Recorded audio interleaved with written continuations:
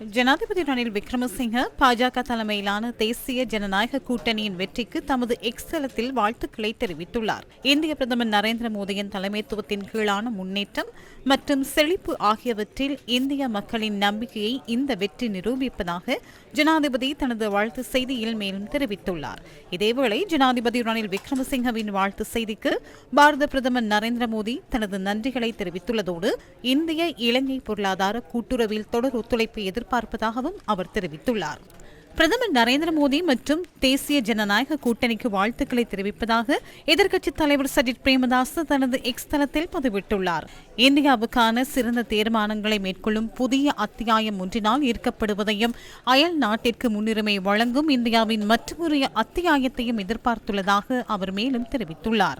இதேவேளை எதிர்க்கட்சித் தலைவர் சஜித் பிரேமதாசவின் வாழ்த்துக்கு பாரத பிரதமர் நரேந்திர மோடி தனது நன்றியை தெரிவித்துள்ளதுடன் இலங்கையுடனான தமது உறவுகள் விசேடமானதும் தனித்துவம் நிறைந்த சகோதரத்துவமானதும் என தெரிவித்துள்ளார். இந்தியாவில் பாரதிய ஜனதா கட்சி வெற்றி பெற்று 3வது முறையாக பதவியேற்றுள்ள தனது நண்பர் நரேந்திர மோடிக்கு மனமார்ந்த வாழ்த்துக்களை தெரிவிப்பதாக முன்னாள் ஜனாதிபதி மஹிந்த ராஜபக்ச தனது எக்ஸ் தளத்தில் பதிவிட்டுள்ளார். இந்தியாவுக்கு சேவை செய்வதற்கான அவருடைய தொலைநோக்கு மற்றும் அர்ப்பணிப்பை மக்கள் அங்கீகரித்துள்ளதாகவும் புதிய அரசாங்கத்துடனான தமது உறவுகளை மேலும் வலுப்படுத்த தாம் எதிர்பார்த்துள்ளதாகவும் முன்னாள் ஜனாதிபதி மஹிந்த ராஜபக்ச குறிப்பிட்டுள்ளார்.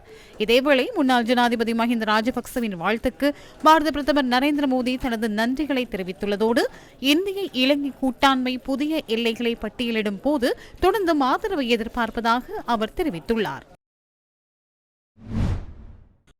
இன்று பாராளுமன்றத்தில் நரேந்திர மோடிக்கு வாழ்த்து தெரிவிக்கப்பட்டது.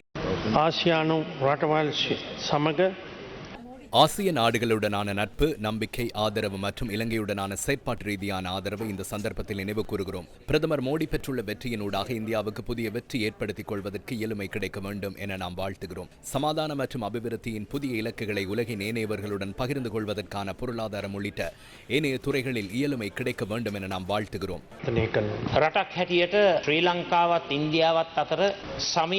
நாடு என்ற வகையில் இந்தியாவுக்கும் இலங்கைக்கும் இடையில் நட்பு இருக்க வேண்டும் என்பதே எமது நிலைப்பாடு. அதேபோன்று உலகின் அதிக சனத்தொகையை கொண்டுள்ள நாடான இந்தியாவுக்கு ஐக்கிய நாடுகள் சபையின் பாதுகாப்பு சபையில் நிரந்தர அங்கத்துவத்தை வழங்குவது சிறந்தது என நான் கருதுகிறேன். அதற்கான யோசனையை முன்வைக்கிறேன். இந்த நேரத்தில் பிரதமர் நரேந்திர மோடிக்கு நாம் வாழ்த்துக்களை தெரிவிக்கிறோம்.